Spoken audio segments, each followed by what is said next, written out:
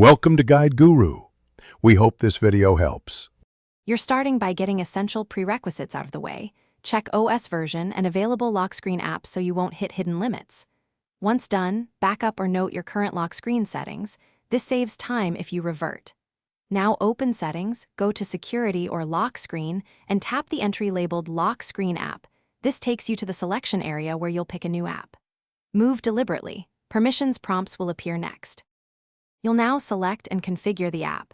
Pick the app from the list and grant required permissions such as notifications, overlay, and device access so it functions correctly.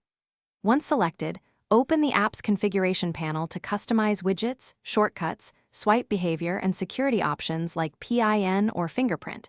These control both convenience and safety. Make small changes and test them immediately. This prevents multiple resets. If the app offers themes or night modes, set those last to confirm layout integrity.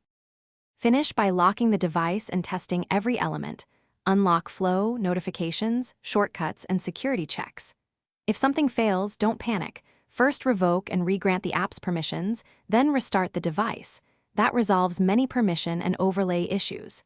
If problems persist, reinstall the app or restore your original settings from the backup you made earlier. One key troubleshooting tip. If notifications don't appear, confirm Do Not Disturb and notification access are enabled for the new lock screen app. Thanks for watching. Consider subscribing if we helped you today.